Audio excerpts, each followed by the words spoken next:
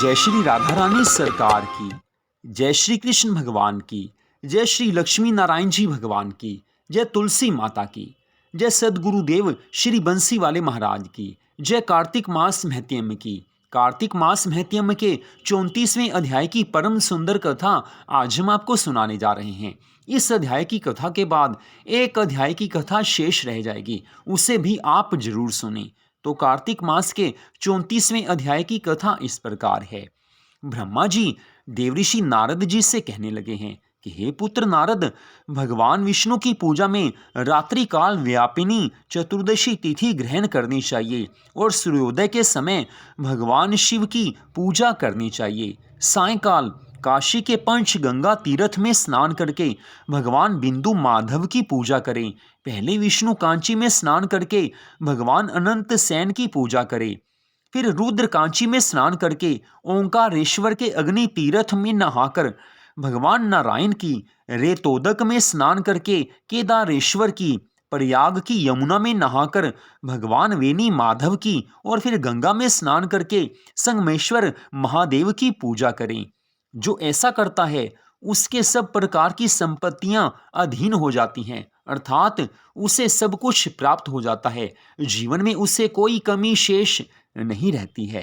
कार्तिक मास के शुक्ल पक्ष में जो अंतिम 3 पुण्यमयी तिथियां हैं, वे त्रयोदशी, चतुर्दशी और पूर्णिमा कल्याण करने वाली मानी गई हैं। उनकी अति पुष्करणी संज्ञा है, वे सब पापों का नाश करने वाली हैं। जो मनुष्य पूरे कार्तिक मास में स्नान करता है, वह इन्हीं 3 तिथियों में स्नान करके पूर्ण फल का भागी हो जाता है। अर्थात जो मनुष्य संपूर्ण कार्तिक मास में स्नान करता है, उसे जिस फल की प्राप्ति होती है, वही फल इन 3 अंतिम तिथियों में स्नान करने से प्राप्त हो जाता है। कुछ लोग संपूर्ण कार्तिक मास में किसी कारणवश स्नान नहीं कर पाते। अगर ऐसे लोग, ऐसे भक्त कार्तिक मास की 3 अंतिम तिथियों त्रयोदशी, चतुर्दशी और पूर्णिमा तिथि के दिन अगर 3 दिन भी स्नान करते हैं तो उन्हें संपूर्ण कार्तिक मास में स्नान करने का फल प्राप्त हो जाता है। ब्रह्मा जी ने यही यहाँ पर बताया है। ब्रह्मा जी आगे कहने लगे हैं कि हे पुत्र नारद, त्रयोदशी में समस्त वेद जाकर प्राणियों को पवित्र करते हैं। चतुर्दशी तिथि में यज्ञ और देवता सब जीवों को पावन बनाते हैं और पूर्णिमा तिथि में भगवान श्री हरि विष्णु जी अधिष्ठित संपूर्ण श्रेष्ठ तीर्थ ब्रह्मघाती और शराबी आदि सब पापी प्राणियों को शुद्ध करते हैं। जो गृहस्थ उक्त 3 तिथियों में ब्राह्मण परिवार को भोजन कराता है, वह अपने समस्त पितरों का उद्धार करके परम पद को प्राप्त होता है। जो कार्तिक मास के अंतिम 3 दिनों में गीता का पाठ करता है, उससे प्रतिदिन अश्वमेघ यज्ञ का फल प्राप्त हो जाता है। अर्थात कार्तिक मास के अंतिम 3 दिनों में श्रीमद् भगवद गीता का पाठ अवश्य करना चाहिए। ब्रह्मा जी आगे कहते हैं कि हे पुत्र नारद, जो उक्त 3 दिनों में श्री विष्णु सहस्त्र नाम का पाठ करता है, वह जल से कमल के पत्तों की भांति पापों से कभी लिप्त नहीं होता। वैसा करने वाले कुछ मनुष्य, देवता और कुछ सिद्ध होते हैं। कार्तिक मास की अंतिम 3 तिथियों में सब पुण्यों का उदय होता है। उनमें भी पूर्णिमा तिथि का विशेष महत्व बताया गया है। पूर्णिमा तिथि को प्रातःकाल उठकर शौच स्नान आदि से निवृत्त हो समस्त नित्य कर्मों की समाप्ति करके श्री हरि विष्णु भगवान जी का पूजन करें, श्री राधा कृष्ण भगवान जी का पूजन करें, तुलसी माता का पूजन करें। बगीचे में अथवा घर पर भगवत भक्त पुरुष कार्तिक पूर्णिमा के दिन मंडप बनावें, उसे केले के खंभों से सुशोभित करें, उसमें आम के पल्लवों की बंधन वार लगावें और ऊख के डंडे खड़े करके उस मंडप को सजावें। विचित्र वस्त्रों से मंडप को अलंकृत करके उसमें भगवान श्री हरि विष्णु जी की पूजा करें। पवित्र, चतुर, शांत, ईर्ष्या रहित, साधु, दयालु, उत्तम वक्ता और श्रेष्ठ बुद्धि वाला पुराणज्ञ विद्वान वहां बैठकर पवित्र कथा कहे। पौराणिक विद्वान जब व्यास आसन पर बैठ जाए, तब से लेकर उस प्रसंग की समाप्ति होने तक किसी को नमस्कार नहीं करे। जहां दुष्ट मनुष्य भरे हुए हों, जो पापी और हिंसक प्राणियों से घिरा हुआ हो, अथवा जहां जुए का अड्डा हो, ऐसे स्थान में बुद्धिमान पुरुष पुण्य कथा ना कहे। जो शुद्ध और भक्ति से संयुक्त अन्य कार्यों की अभिलाषा न रखने वाले मौन, पवित्र और चतुर हों, ऐसे ही श्रोता पुण्य फल के भागी होते हैं। जो मनुष्य बिना भक्ति के तथा अधम भाव लेकर अर्थात बुरे भाव लेकर पवित्र कथा को सुनते हैं, उनको पुण्य फल प्राप्त नहीं होता है। कार्तिक मास के अंत में गंध, माल्य, वस्त्र, आभूषण तथा धन के द्वारा भक्ति पूर्वक पौराणिक विद्वान का पूजन करे। जो मनुष्य कल्याणमयी पुराण कथा को सुनाते हैं, वे 100 कोटि कल्पों से अधिक काल तक ब्रह्मलोक में निवास करते हैं। जो पौराणिक विद्वान के बैठने के लिए कंबल, मृग चर्म, वस्त्र, चौकी अथवा पलंग देते हैं और जो पहनने के लिए कपड़े देते हैं, वे ब्रह्मलोक में निवास करते हैं। यह कार्तिक मास का महात्म्य सब रोगों और संपूर्ण पापों का नाश करने वाला है। जो मनुष्य इस महात्म्य को भक्ति पूर्वक पढ़ता और जो सुनकर धारण करता है, वह सब पापों से मुक्त होकर भगवान विष्णु के लोक में जाता है। जिसकी बुद्धि खोटी हो तथा जो श्रद्धा से हीन हो, भगवान की भक्ति से हीन हो, ऐसे किसी भी मनुष्य को यह कथा नहीं सुनानी चाहिए, यह महात्म्य नहीं सुनाना चाहिए।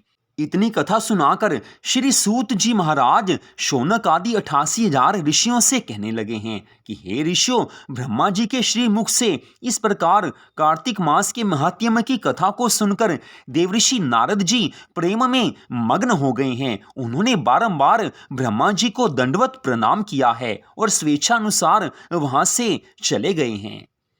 तो यहीं पर कार्तिक मास महात्म्य की कथा का विश्राम होता है। इसके बाद एक अध्याय की कथा शेष रह गई है। उस कथा को भी आप जरूर सुने, क्योंकि संपूर्ण कार्तिक मास की कथाओं को जो कोई नहीं भी सुन पाता, अगर वो 35वें अध्याय की कथा को सुन लेता है तो भी उससे संपूर्ण कार्तिक मास की भक्ति का पुण्य फल प्राप्त हो जाता है। कार्तिक मास में कौन कौन सी कथाएं आती हैं और कार्तिक मास में भक्ति करने से किस फल की प्राप्ति होती है, संक्षेप में 35वें अध्याय में आपको सब कुछ बताया जाएगा।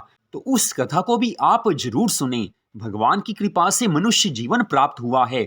हमारी ये मनुष्य योनि ऐसे ही नहीं मिलती। 84 लाख योनियों में सर्वश्रेष्ठ इस मनुष्य शरीर को प्राप्त करके अगर हमारा मन भगवान की भक्ति में नहीं लगा तो समझ लेना चाहिए कि पुनः हमें नरक की प्राप्ति होने वाली है, क्योंकि भव सागर से पार वही मनुष्य होते हैं जो मनुष्य शरीर प्राप्त करके भगवान के भजन में लीन हो जाते हैं। जो भगवान की भक्ति करते हैं, अपने ऐसे भक्तों की भगवान सदा रक्षा करते हैं। जीवन में कई बार हमें ऐसा लगता है कि भगवान हमारा साथ नहीं देते, भगवान हमारी रक्षा नहीं करते।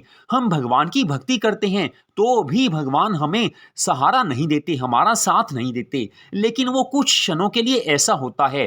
लेकिन जो सच्चाई है वो यही है कि जो भी भगवान का नाम जप करता है, भगवान की भक्ति करता है, भगवान की पूजा आराधना करता है, जो व्रत रखता है, भगवान उस पर सदा अपनी कृपा दृष्टि बनाकर रखते हैं। कई बार ऐसा लगे कि भगवान साथ नहीं दे रहे, तो भी ये विश्वास रखना चाहिए कि भगवान की भक्ति कभी व्यर्थ नहीं जाती है।